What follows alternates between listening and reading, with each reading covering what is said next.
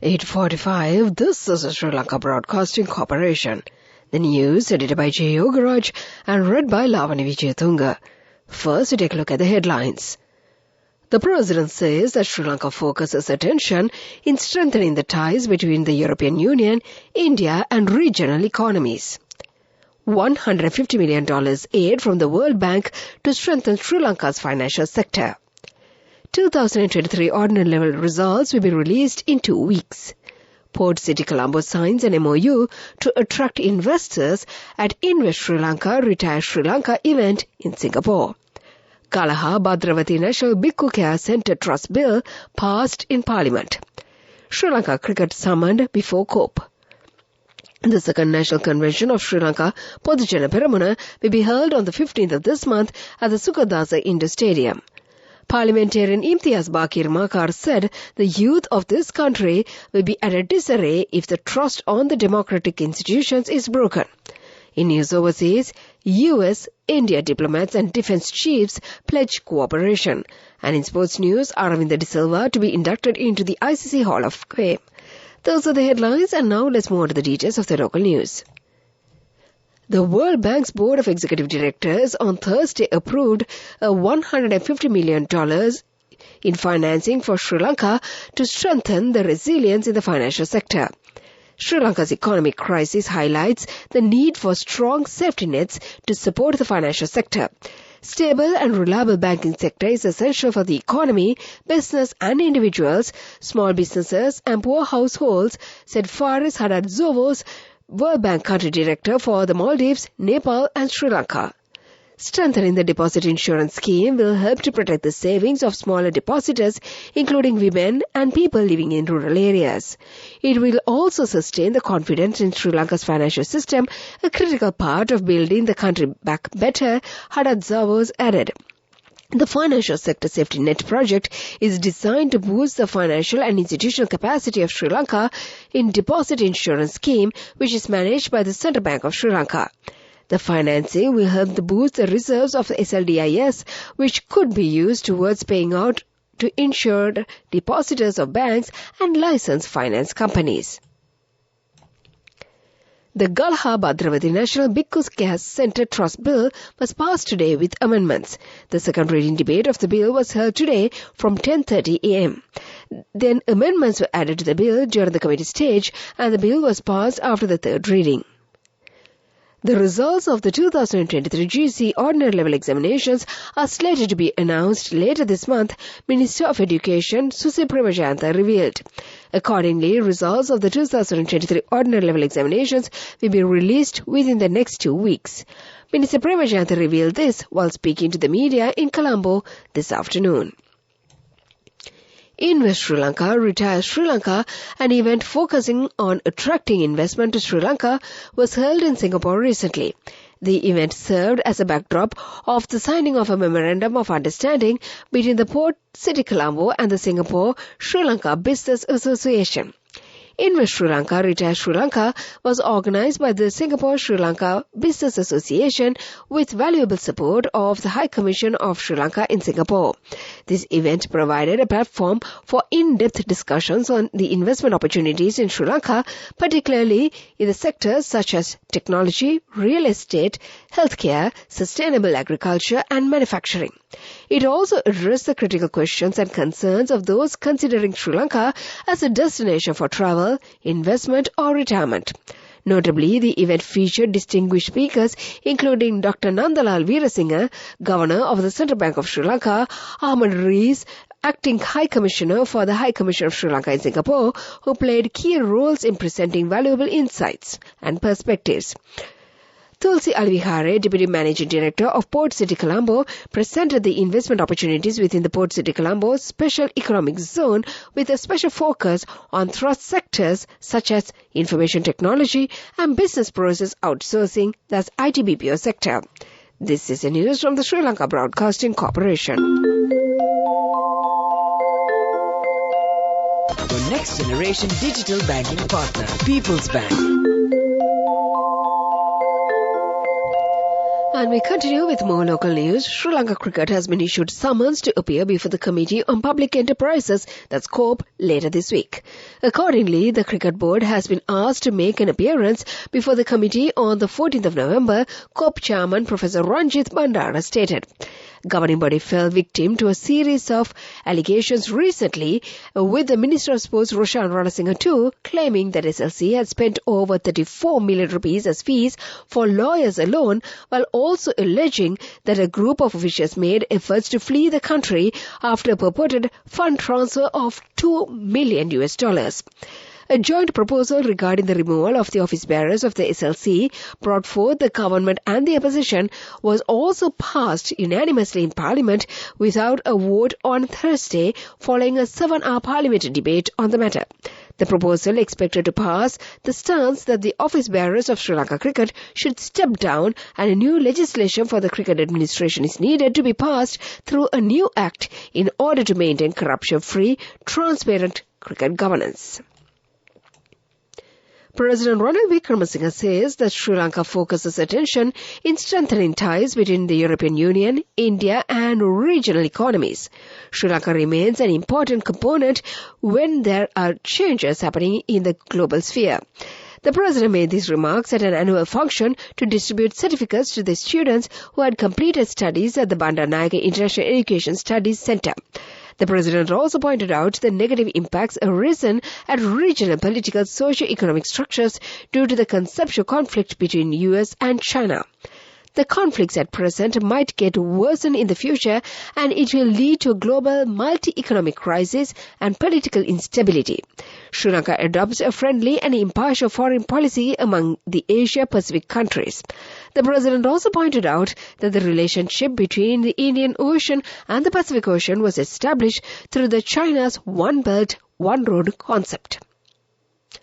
Parliamentarian Imtiaz Bakir Makar said the youth of the country will be at disarray if the trust on the democratic institutions is broken. The parliamentarian made these remarks at the parliament after presenting 3 individual proposals. 2 of the 3 proposals have been passed in the parliament. The parliamentarian revealed this information at a media conference held at the opposition party office. And to conclude the local news, the headlines once again. The President says that Sri Lanka focuses attention on strengthening the ties between the European Union, India and regional economies. $150 million aid from World Bank to strengthen Sri Lanka's financial sector. 2023 ordinary level results will be released in 2 weeks. Port City Colombo signs an MOU to attract investors at Invest Sri Lanka Retire Sri Lanka event in Singapore. Galha Bhadravati National Bhikkhu Care Centre Trust Bill passed in Parliament. Sri Lanka Cricket summoned before the COPE. The second National Convention of the Sri Lanka Position Peramuna will be held on the 15th of this month at the Sukadasa Indoor Stadium. Parliamentarian Imtiaz Bakir Makar said the youth of the country will be at a disarray if the trust on the economic institution is broken. And that was the local news. Enjoy seamless shopping. Open LCs, settle bills and transfer funds instantly, anywhere and anytime. With People's Bank Digital Solutions, you're empowered to do more, whenever and wherever you want. Unlock a world of modern banking conveniences with People's Bank, your next generation digital banking partner. People's Bank. The main news story is brought to you by Sinhala Mahatma. The main news story for tonight, the second National Convention of the Sri Lanka Position Peramuna will be held on the 15th of this month at the Sukadasa Indoor Stadium. Former local government members, provincial councillors, parliamentarians and party supporters will take part in this event. Sister parties of the SLBC have also been invited for the party convention. Parliamentarians S.M. Chandrasena revealed this information at a press conference held at the Sri Lanka Position Peramuna headquarters in Battaramulla today. The parliamentarian further said the SLBC, largest powerful party representing the parliament, has made all arrangements for the second convention of the party. SLBC has always stood for justice and worked for the common masses, he said. The party will always stand for the people, he added. And that was the main news story. The main news story was brought to you by Sinhala Mahatma. And in Washington tonight, the number of dengue cases in several areas of the Western Province and the Kandy district of the Central Province have increased. The National Dengue Control Unit says most of the breeding grounds for mosquitoes have been identified around schools and religious places in many areas. Director of the National Dengue Control Unit, Dr. Nalin Aryaratna, said that 70,500 dengue cases have been reported in Sri Lanka so far this year. That came to you in Watchlight, and now let's move on to the headlines of the world news. UN report, Palestinian GDP dropped by 4% during the first month of the conflict. US-India diplomats and defense chiefs pledge cooperation. Concerns growing over fighting between Myanmar's military and ethnic minorities. Those are the headlines, and now let's move on to the details of the world news. A UN report estimates that the Palestinian gross domestic product dropped over by 4% during the first month of the conflict between Israel and Hamas. And on Thursday, the UN Development Programme and another UN body, the Economic and Social Commission for Western Asia, released a report about the impacts of the war in Gaza on the Palestinian economy. The report estimates that the Palestinian GDP has fallen by 4.2%, and that represents a loss of about $857 million. U.S. Secretary of State Antony Blinken and U.S. Defense Chief Lloyd Austin met with their Indian counterparts on Friday. The two delegations agreed to strengthen defense cooperation. The so-called 2+2 dialogue took place on Friday in New Delhi. This is the fifth such annual meeting on the issues of concern aimed at strengthening bilateral ties. During the dialogue, Blinken said, "We are bolstering a partnership in the international peace and security and specifically working to promote the rule base in order to uphold the principles at heart of the United Nations Charter, sovereignty, territorial integrity and independence." Myanmar's ruling party has been attacked by ethnic minority forces in the country's east. The military-appointed acting president Min Siu has warned that the country is at a risk of breaking apart. Fighting has been continuing in Myanmar between the military and pro-democratic armed forces since the military seized power in the 2021 coup. And that was the world news. Development news. A formal presentation of the annual dividends from the 5 STEAM institutions under the purview of the State Ministry of Primary Industries took place at the Presidential Secretariat this morning. The ceremony, presided over by President Ranil Wickremesinghe, marked the remittances of a total sum of 925 million rupees to the Treasury. Accordingly, the National Gems and Jewellery Authority contributed 950 million rupees, while Sri Lanka Phosphate Company Limited contributed 300 million rupees, BCC Company 100 million, National Salt Company 100 million, and Sri Lanka Cement Corporation 75 million has been remitted to the Treasury, exemplifying the collaborative effort between the private and public sectors in bolstering the nation's financial stability. The event was attended by Minister of State for Primary Industries, Chamara Sampath Dasanayake, chairman, and officials representing the contributing institutions. And that was the development news. Moving on with sports news. Cricketer Aravinda De Silva is to be inducted into the International Cricket Council Hall of Fame for the year 2023 in a ceremonial event in Mumbai.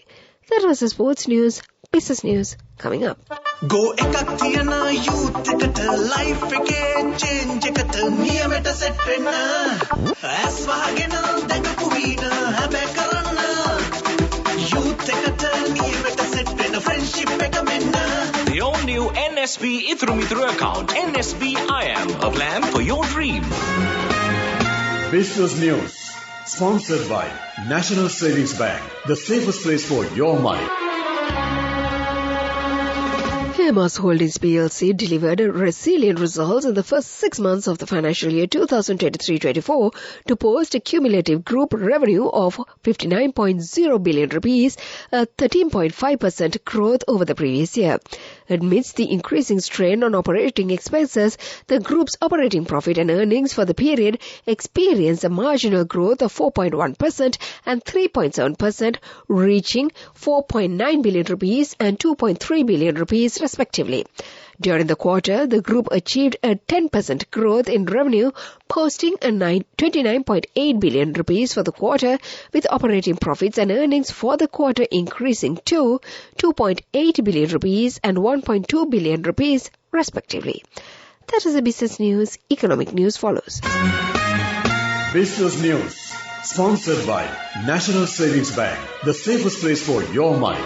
Go එකක් තියන youth එකට life එකේ change එකට නියමෙට set වෙන්න ඇස් වහගෙන දැකපු වීන හැබැයි කරන්න youth එකට නියමෙට set වෙන friendship එක මෙන්න The all-new NSB Ithru account, NSB IM, a plan for your dream. In economic news, the World Bank's Board of Executive Directors today approved $150 million in financing for Sri Lanka to strengthen the resilience of the financial sector. Sri Lanka's economic crisis highlights the need for strong safety nets to support the financial sector. Stable and reliable banking sector is essential for the economy, businesses and individuals, small businesses and poor households, said Faris Haddad Zavos, World Bank Country Director for the Maldives, Nepal and Sri Lanka.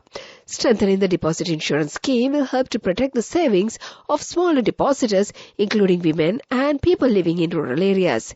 It will also sustain the confidence in Sri Lanka's financial system, a critical part for building the country back better. That's the economic news and the weather report to conclude.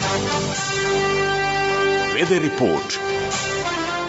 And finally, the weather report. The Met Department says showers or thunder showers will occur at a few places over most provinces in the island after 1 p.m. Fairly heavy showers above 75 millimeters are likely at some places in the western, central, Sabaragamuwa, northwestern and Uva provinces. Showers may occur at several places in the northern and eastern provinces during the morning hours too. Misty conditions can be expected at some places in the western, Sabaragamuwa, central and Uva provinces during morning hours. The general public is kindly requested to take adequate precautions to minimize damages caused by temporary localized strong winds and lightning during thunder showers. This weather report was published this evening at 7:30 p.m. Further details could be obtained by visiting the official website of the department. And before we conclude this bulletin, let's get back to the headlines once again. The President says Sri Lanka focuses attention in strengthening the ties between the European Union, India and the regional economies. $150 million aid from World Bank to strengthen Sri Lanka's financial sector. 2023 ordinary level examination results to be released in 2 weeks. Port City Colombo signs an MOU to attract investors at Invest Sri Lanka, Retire Sri Lanka event in Singapore. Galaha Bhadravati National Bhikkhu Center Care Centre Trust Bill passed in the Parliament. Sri Lanka cricket summoned before COP. The second national convention of the Sri Lanka Podujana Peramuna will be held on the 15th of this month at the Sukadasa Indoor Stadium. Parliamentarian Imtiaz Bakir Makar said the youth of this country will be at a disarray if the trust on the economic and the democratic institutions is broken. In news overseas, US, India diplomats and defense chiefs pledge cooperation. And in sports news, Aravinda De Silva to be inducted into the ICC Hall of Fame. And with that, we conclude this bulletin of news. Now it's back to your regular Friday evening host, my good friend Southie, on the other side of the glass panel until the curtains come down.